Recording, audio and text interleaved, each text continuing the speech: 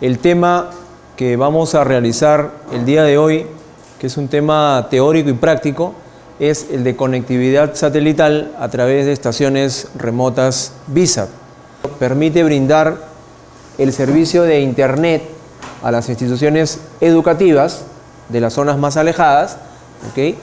Se basa en un esquema bastante sencillo, ¿no?, en el cual tenemos dos partes bien marcadas. Todo el equipamiento o toda la infraestructura que está en tierra, ¿no?, la estación principal, que es la que se encuentra en el ministerio, y las estaciones remotas o estaciones VISAT que se encuentran en las instituciones educativas y también en algunos municipios que tienen convenio con el ministerio. A todo ese componente de estaciones, a toda esa infraestructura que se encuentra en tierra, ¿no?, se conoce como el segmento terrestre. Y tenemos en el espacio un componente muy importante, que es el que permite justamente que la estación que está en el ministerio pueda brindarle el servicio a los colegios y viceversa, ¿no?, que los colegios puedan enviar la información hacia el ministerio. Es el satélite, ¿no? El satélite llamado Telstar 14R, ¿okay?, es el satélite que brinda el servicio a el ministerio y por ende a las instituciones educativas.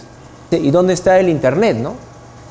¿Okay? No veo ninguna nube, no veo ninguna palabrita que diga el Internet. ¿Ok? Este sistema lo que hace es simplemente traer o acercar a las instituciones educativas con el ministerio.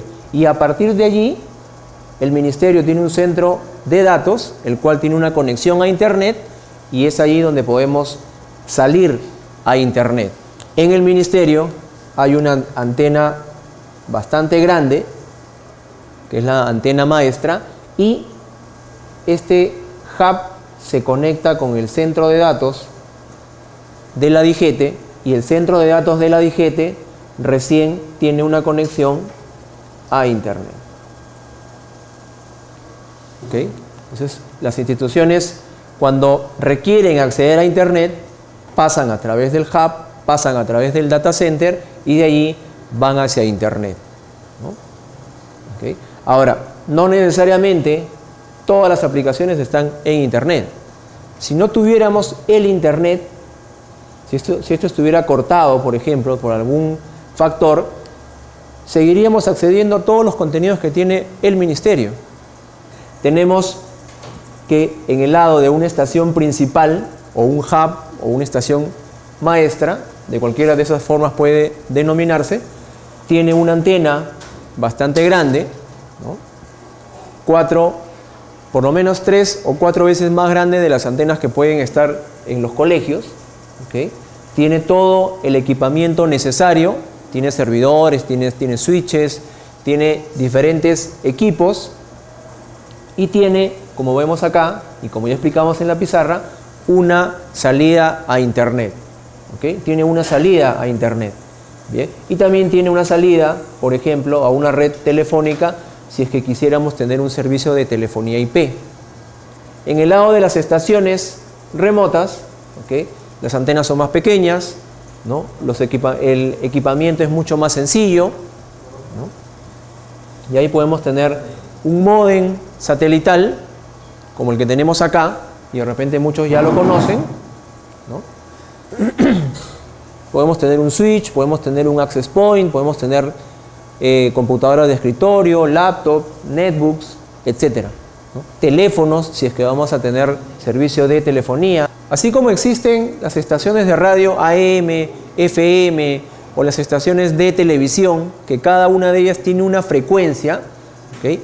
Esa frecuencia, digamos, es como el camino que tiene cada estación para poder enviar su información. Para el tema de las comunicaciones por satélite existen bandas de frecuencia en donde se pueden enviar información y puede servir para que este sistema pueda funcionar, ¿no? En el caso de las redes por satélite, particularmente la que el ministerio tiene, ¿ok? Trabaja en una banda de frecuencia denominada banda KU, ¿no? Donde los rangos de frecuencia son bastante altos. Estamos hablando de frecuencias que están en el orden de los 14 GHz para transmisión, ¿no? O sea, para el envío de información, y entre 10 y 12.7 para la recepción de información. El satélite tiene una característica, ¿no? Una forma de trabajo, y esa característica, ¿no? Se llama la pisada satelital. ¿Okay? La pisada satelital, ¿no? Viene a ser la intensidad de señal con la que un satélite envía señal sobre un punto de la Tierra o sobre un área de la Tierra. Son zonas de cobertura que irradia el satélite sobre una determinada área geográfica de la Tierra, ¿no? La intensidad de la señal, ¿okay? La fuerza de la señal con la que llega sobre la Tierra no siempre es la misma en toda esa superficie. Si esta es toda la cobertura de un satélite, no necesariamente en todos los puntos de esta superficie la potencia es la misma. ¿Okay? No siempre en todos los casos la potencia va a ser la misma. Puede ser que esto varíe. ¿Y cuándo varía? ¿Okay? Muchas veces varía por curvas. Lo que está más adentro, ¿okay? La parte interior tiene mucho más fuerza que la parte externa, ¿no? Entonces, si nos llevamos una antena de acá y la llevamos al Brasil y la queremos conectar con el satélite y que nos dé servicio de internet, ¿okay? No vamos a poder hacerlo. Hay dos tipos de pisadas. Las pisadas que son uniformes, ¿no? Donde todo el área tiene la misma potencia, y tenemos otras pisadas donde no es uniforme y por lo tanto tiene diferentes valores en potencia. ¿Okay? ¿Qué ventaja tiene tener una pisada de este tipo? Que prácticamente todas las antenas van a tener el mismo tamaño. ¿Y qué desventaja tiene tener una pisada de este tipo? Que todas las antenas no van a ser del mismo tamaño. El satélite con el que trabajamos, al menos en la zona de Perú, la pisada es prácticamente uniforme ahora. ¿Okay? La pisada es prácticamente uniforme. Entonces, eso nos ayuda a tener antenas con el mismo tamaño. ¿Okay? O sea, a ojo cerrado uno dice, la antena 1,20 m, ¿no? Ya no tenemos que estar viendo para qué zona es, vamos a ver si se puede con antena de 1 metro, de 1,20 m o de 1,80 m. ¿Okay? Acá hay, por ejemplo, en la lámina, vemos cómo era lo que teníamos con el satélite Intelsat 1R antes. ¿Okay? Esta zona de acá, por ejemplo, dice 1,20 m, toda esta zona de acá dice 0,98 m, toda la parte de Ancash, Huánuco y parte de Pasco tenía 1,20 m, y toda la parte selva y la parte norte antenas de 1,80 m. El tamaño está en función a la pisada. ¿Okay? Está en función a la pisada, está en función a otros parámetros, pero no necesariamente está en función a la velocidad. O sea, no porque mi antena es más grande o es más pequeña, mi servicio va a ser de menor o de mayor calidad. Las redes VSAT es parte de los sistemas de comunicación por satélite. Las redes VSAT básicamente son aplicadas a lo que es transmisión de datos. Sobre esa red se pueden adicionar otros servicios: telefonía, televisión, ¿no? Videoconferencias, etc. Terminal, ¿no? De apertura muy pequeña. Y cuando se refiere a terminal de apertura muy pequeña, se refiere a antenas de diámetro pequeño. El diámetro más grande de antena es 1,80 m. De ahí sigue 1,20 m, de ahí sigue 1 metro, y existen tamaños más pequeños todavía. Son redes privadas. ¿Por qué son redes privadas? Porque tal como lo vemos en este esquema, estaciones remotas o instituciones educativas, satélite y la estación maestra que está en el ministerio. ¿Okay? Entonces, ahí tenemos una red privada, porque no tenemos contacto con nadie más. Se pueden utilizar, dice, para el intercambio de información punto a punto o punto multipunto, ¿no? Punto a punto es de una estación a otra estación y punto multipunto es de una estación a varias estaciones. Ventajas de una red VSAT, ¿no? Fácil instalación en lugares inaccesibles. Tenemos más de 1.200 estaciones en todo el país y están en lugares bastante accesibles como también están en lugares bastante inaccesibles, ¿no? Fácil de ser reubicados en cualquier momento. ¿Qué significa esto? Que la antena, si el colegio se reconstruye, ¿okay?, y hay que sacar la antena, ¿no?, o el colegio se mueve y se cambia a otro lugar, desarmamos la antena, sacamos los cables y nos los llevamos a otro lado. No hay ningún problema ahí, ¿no? Esa es una facilidad. O, ¿qué ocurre si en una zona donde habían antenas VSAT comienzan a llegar los operadores? ¿Qué hacemos? Esa antena la podemos llevar a un colegio que esté más alejado. Fácil gestión de red, ¿no? Se puede controlar, administrar esa red de manera bastante sencilla, ¿no? Cobertura en todo el país, baja potencia en los terminales, existen desventajas, no todo es perfecto. Las inversiones iniciales siempre son elevadas, ¿no?, porque implementar estos equipos cuesta, pero en el tiempo, ¿okay?, ya la inversión o el presupuesto para sostenibilidad, mantenimiento, ya baja, ¿no? Ahora, un punto crítico, dice, si falla el satélite, falla toda la red, definitivamente, ¿no? Si no hay satélite, si no existe el satélite funcionando, ¿okay?, toda nuestra red no tiene sentido. El retardo de propagación. ¿Qué cosa es el retardo de propagación? Es el tiempo que la señal demora en llegar de un extremo a otro extremo. ¿Se acuerdan cuál era la distancia de Tierra al satélite?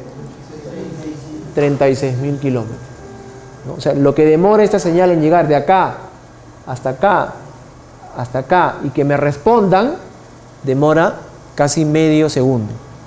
¿Okay? Casi medio segundo. Esta distancia es imposible acortarla. A ese tiempo hay que sumarle, ¿okay?, los tiempos de procesamiento dentro de cada equipo, ¿no? Si voy a establecer una comunicación, no sé, con un servidor que está más cerca acá, si voy a hacer algún otro servicio, si hay mucho tráfico, mucha congestión, este tiempo puede aumentar. Pero lo que sí puedo mejorar es el tiempo de procesamiento acá, ¿no?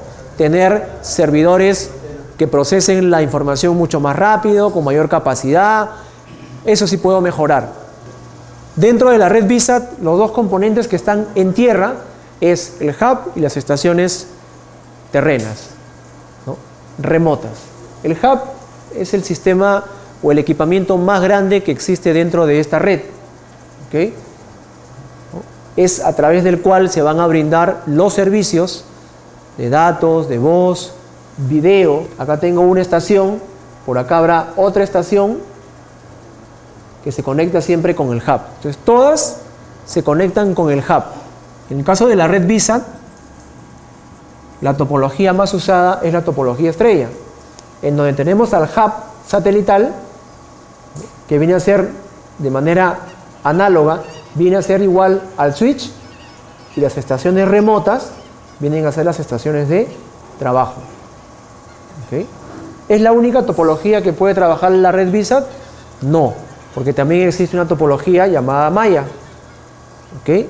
Entonces, tenemos topología estrella y topología malla, ¿no? Entonces, la estructura que tenemos hoy día para la conectividad, ¿no?, partimos del local escolar, ¿okay?, donde podemos tener una serie de equipos, pero lo principal para la conectividad es la antena, el módem. Atrás de ello podemos tener muchas cosas: switch, access point, estaciones de trabajo, servidor, laptops. Luego continúa el satélite Telstar 14R, luego viene el hub satelital que se encuentra en el ministerio, el data center, ¿okay?, el data center, y acá hay una palabrita que dice Optenet. ¿Qué cosa es el Optenet? Es el filtro de contenidos centralizado. Es el filtro de contenidos que está en el data center. Bien. Entonces, allí tenemos un filtro que controla el acceso a las páginas. Pasamos a un operador y esta empresa es la que nos provee el acceso a Internet. Este es el esquema de trabajo en cuanto a la conectividad satelital. Los componentes de una estación remota están divididos en dos partes. La parte externa, ¿no?, o la parte outdoor, y la parte interna o la parte indoor. Dentro de la parte externa tenemos al reflector parabólico, ¿ok?, o el plato, que algunos suelen llamarlo así, ¿no? Luego está el LNB, que es un componente que sirve para la recepción de la señal. El número 3 se llama alimentador. La señal que llega del satélite llega hasta el reflector y del reflector va hacia el alimentador. Después tenemos, número 4, un componente llamado amplificador de RF. El amplificador de RF es el que permite que la señal suba al satélite, que la señal se transmita hacia el satélite. 5, el soporte de la antena. Tenemos uno que es un mástil, o en algunos casos tenemos trípodes. Los cables coaxiales, transmisión y recepción, y una base de concreto que es donde se debe de apoyar, donde debe estar la antena, ¿no?, nivelada. El mástil siempre debe estar formando 90 grados con el suelo. ¿Ok? Si la antena está, si el mástil está de esta manera, de esta manera, de esta manera, basta que no esté nivelado, se complica el poder apuntar una antena. Ahí están los componentes ya más cercanos, ¿no? El alimentador, el LNB, amplificador, ¿ok? El elemento que une el amplificador con el LNB se llama OMT, ¿no? Ese OMT lo que hace es aislar de alguna manera transmisión con recepción. Una regla, ¿ok?, que nos indica el ángulo de polarización, ¿no? Ese ángulo de polarización hay que girarlo una cantidad de grados dependiendo de dónde nos encontremos. ¿Bien? Dependiendo de dónde nos encontremos, el cálculo nos va a indicar en qué posición hay que colocar ese ángulo. El módem satelital trabaja con las coordenadas geográficas de un lugar. ¿Ok? Si uno ingresa en un módem las coordenadas equivocadas, por ejemplo, estoy en Apurímac y pongo las coordenadas de Piura, ese módem va a recibir señal, pero no va a poder transmitir. Internamente tenemos el módem, la parte de arriba, y número 2, el receptor de televisión. ¿Para qué usamos ese splitter? Para dividir la señal en el lado de la recepción. Este tiene una entrada y este tiene una entrada. ¿Okay? Este cable tiene que ir a uno de los dos, pero para que los dos trabajen, le ponemos un splitter y acá va uno y acá va el otro. ¿Cómo debe estar conectada la estación con los diferentes equipos? ¿Okay? A ver, partimos de la antena, ¿no? Ya sabemos los componentes y ahí hemos diferenciado entre rojo y negro cómo deben venir los cables, ¿no? Del LNB viene un cable hacia el splitter, lo que estábamos comentando, del splitter al receptor de televisión, del splitter al módem. Cables de entrada. Y el cable rojo viene directo al módem satelital. ¿Okay? ¿Por qué? Porque el módem es el único que transmite. El receptor solamente se encarga de recibir señal, ¿no? De recibir señal. Este receptor se conecta al televisor, ya sea por los cables RCA o por el cable coaxial, ¿no? Y el módem se conectará a través del puerto RJ45 hacia un switch y hacia la red, que puede ser alámbrica o inalámbrica. ¿Okay? El SQF es el nivel de recepción de la señal, ¿no? Entre 0 y 30, el módem no recibe nada, por algún problema. La antena se movió, algo pasó. ¿Okay? De 31 hasta 99, que es lo máximo, ¿okay? El módem está recibiendo señal, ¿no? De 0 a 30 no recibe nada. Por eso es que cuando uno apunta una antena, ¿no? Está 15, 12, 16, 10, 7, y así se pasa la hora y la hora. Por ahí comienza a hacerlo más fino, más suave, y llega, ¿no? 25, 28, y en algún momento se dispara. 54, 60, 80. ¿Ok? Entonces, ese nivel de la señal, ¿no? Quiere decir de que ya hemos llegado a un nivel aceptable. Y ahí hay que buscar siempre el máximo valor, ¿no? De 71 a 99 ya es una buena señal. Y el otro parámetro es el estado del módem o el estado del receptor. Y ese estado del receptor son dos códigos. Es el código 5 para recepción y el código 8 para transmisión. Se necesita saber la dirección IP del módem satelital. ¿Okay? Todos los módems satelitales que tenemos implementados siempre empiezan con el 192.168 y luego vienen dos dígitos más que ya son dígitos para cada región. Uno ingresa con esa dirección IP y puede acceder a esta pantalla de acá, ¿ok? Donde nos muestra el SQF y nos muestra los estados: transmisión código 8, recepción código 5.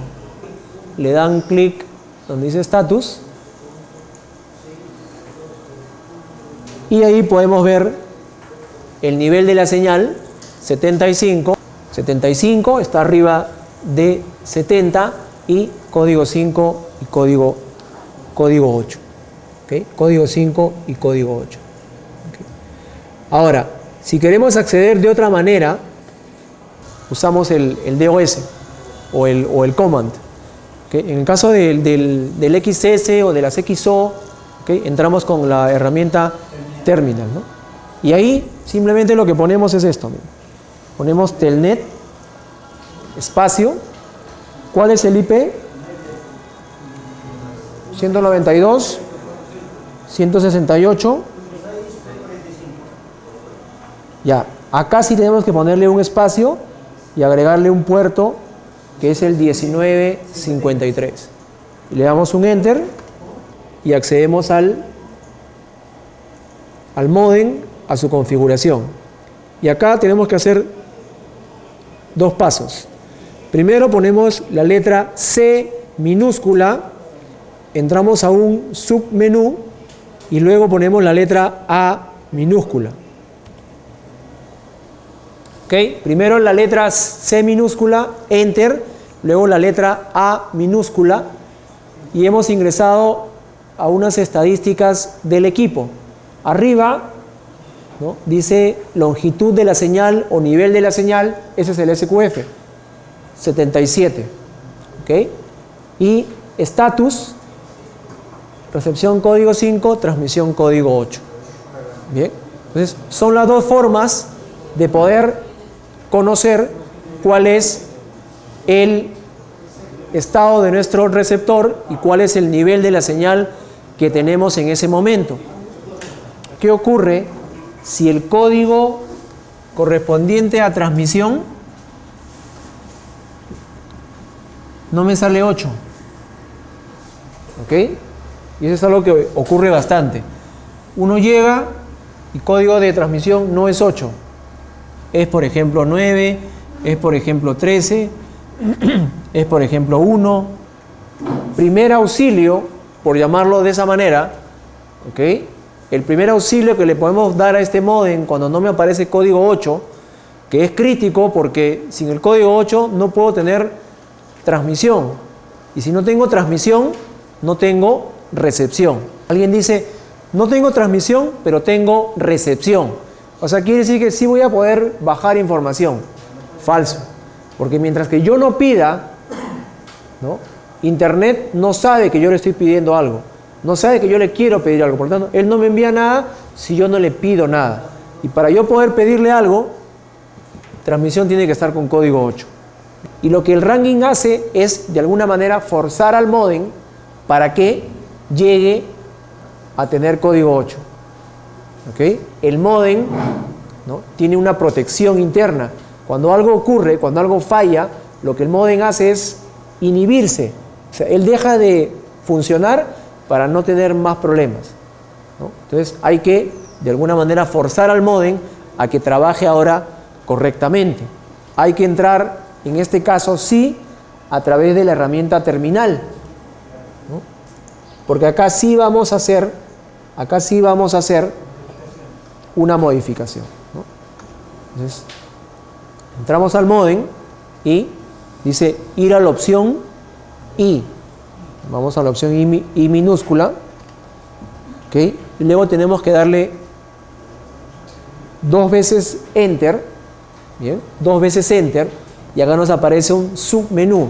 Y en la opción D dice forzar y verificar un ranking, ¿no? Le damos la opción D y ponemos Enter, y ahí aparece transmisor ajustando para una temporización óptima, ¿no? Aparece como código 9, espera un tiempo, ¿no? Pasa un tiempo y luego debe cambiar a código 8. ¿Okay? Lo que el módem está haciendo ahí es ajustarse, ¿de acuerdo? Ahí está, código 8. ¿Okay? Entonces, con el ranking, como digo, es un primer auxilio que le podemos dar al módem para que opere correctamente, ¿no? En código 5 recepción y código 8 transmisión. ¿Bien? En el caso del receptor de televisión, allí hay que verificar siempre los parámetros que tenemos ahí resaltados con color celeste, ¿no? La frecuencia, que es con la que trabajamos, la tasa de símbolos, que es lo que determina la capacidad de información que se transmite, la frecuencia del LNB, ¿no?, la polarización siempre vertical, el power debe estar en off, LNB y 22K también tiene que estar en off. ¿Okay? Ahora, este power es el power que alimenta al LNB, ¿no? Esto tiene que estar apagado. Alguien puede decir, ¿por qué tiene que estar apagado si el LNB tiene que estar encendido? Lo que pasa es que recuerden que tenemos 2 equipos, el módem y tenemos el receptor de televisión. ¿Ok? Los 2 están conectados al LNB a través del splitter. Por lo tanto, solamente uno debe alimentar al LNB. No pueden alimentar los 2, porque si los 2 alimentan al LNB, lo que vamos a conseguir es que el LNB se queme. ¿De acuerdo? Entonces, solamente uno debe de alimentar al receptor. Y quien lo alimenta por defecto es el módem. Formatear el equipo, ¿no? O reestructurar o resetear a los valores que vienen de fábrica, ¿no? Tener cuidado con los cables amarillo, rojo y blanco, que son los cables RCA, ¿no? Tener cuidado también con el cable coaxial, en donde lo vayamos a conectar, ¿no? El equipo siempre debe estar configurado con el satélite con el que se opera. Y lo más importante es ver los niveles de la señal, ¿no? Estos niveles de señal van de la mano con el nivel de la señal de este equipo. Si apuntamos este equipo, si apuntamos el módem con un SQF que nos va a dar en el campo, ¿okay?, lo que estamos haciendo también es apuntar este equipo de acá. Basta con hacer en uno de los 2 casos, ¿no? O hago el apuntamiento con este equipo o hago el apuntamiento con este equipo. Siempre deben haber acá 2 valores, ¿no? Uno me indica con qué fuerza viene la señal y otro me indica la calidad de la señal. Luego de haberlo configurado, de haber probado que existe niveles de señal, salimos de la configuración y ya debemos tener señal de televisión. ¿Bien? Ahorita está enlazado con TV Perú. ¿Ok? Y vamos a entrar a la configuración, ¿no? Bien, vamos al menú. ¿Ok? Y independiente de la marca, casi todos los equipos tienen el mismo menú. ¿Ok? No de la misma forma, ¿de acuerdo? No de la misma forma, pero casi todos tienen el mismo menú. Y siempre lo que hay que buscar es instalación, ¿no? Vamos a instalación. Por ejemplo, acá está el famoso LNB Power, ¿no? Está en off. ¿Ok? Está en off, que es como tiene que estar siempre, ¿no?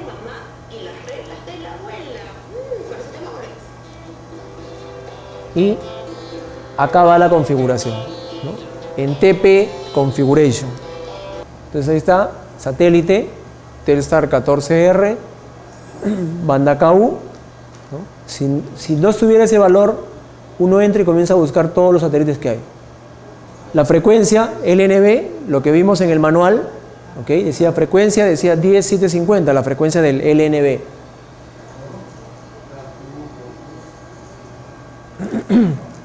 Acá están los valores que debe tener: 12087, vertical, y 25000, que es la velocidad de la información. Y acá está: nivel de la señal, calidad de la señal. Las diferentes maneras de poder conectar un sistema VISAT con el aula de innovación o con el centro de recursos tecnológicos. Si empezamos por las aulas de innovación, ¿ok? Estas aulas mayormente tenían su cableado estructurado, tenían switch, tenían estaciones de trabajo,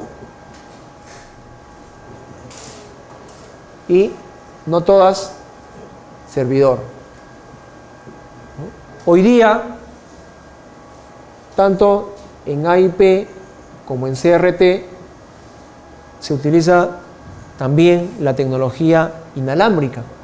Entonces tenemos access point, tenemos laptops, usamos ahora el servidor XS. Bien. Entonces hemos adicionado, ¿no?, nueva tecnología, nuevo equipamiento. Entonces todo esto, tanto lo del AIP como lo del AIP CRT que se ha incorporado, ha generado de alguna manera diversas formas de soluciones en cada institución. Así como está, esto no me permite tener laptops conectadas porque no tengo access point. Bien. Pero, sin embargo, este es un esquema que en muchos colegios todavía se utiliza. Esta es la otra forma, ¿no? Acá no hay nada alámbrico, acá no hay cableado estructurado. Esto es típico de un CRT. Tenemos la conexión a internet, tenemos el servidor escuela, donde en muchos casos existe, access point, parecido a este de acá, ¿ok? Y las laptops. ¿Qué ocurría cuando no había servidor escuela? No porque no haya el hardware, sino porque no había la imagen, no se había implementado todavía el servidor escuela. Usábamos el proxy llamado HANA, ¿no? El HANA Server. Pero el HANA Server me permitía acceder a internet con estas estaciones, pero no me permitía acceder a internet con estas estaciones de acá. Hoy día tenemos el servidor escuela y con ello ya prácticamente el tema de configurar una estación ya no hay que hacerla, ¿no? Ya no nos preocupamos si los alumnos le borraron el IP, eliminaron el IP que tenía ese equipo configurado. No. Ya las estaciones de trabajo con el servidor escuela prácticamente no se configuran. Simplemente es conectar y funcionar. Quien se encarga de hacer todo el tema de configuración y todo es el servidor escuela, ¿no? Otra forma de conectar, ¿no?, es el tema del HANA, ¿ok? El tema del HANA y las estaciones de trabajo. Ahora, ¿por qué ponemos el tema del HANA todavía? Porque hay algunos colegios que por ahí no tienen la facilidad de tener el servidor escuela o el equipo para servidor escuela, que como requisito pide que tengan dos tarjetas de red. ¿Okay? Hay algunos colegios que por ahí o no la pueden conseguir o no tienen los recursos para adquirirla, entonces uno llega y ellos dicen, pero ¿qué solución me das? ¿No? Entonces, la solución que tenemos para ese caso va a seguir el HANA. ¿Okay? En tanto no tengan dos tarjetas de red, no vamos a poder implementar el servidor XS. Bien, esta es la solución para este caso. ¿Se acuerdan? ¿Qué pasaba cuando no existía servidor escuela? ¿No? Teníamos que trabajar de esta manera, ¿no? Laptops, no hay servidor escuela y el access point debía ser un access point /router, ¿no? Con esa opción ya podían nuestras laptops funcionar. Sin embargo, esto es de alguna forma temporal, ¿no? Hasta que el colegio tenga la posibilidad de tener el servidor escuela.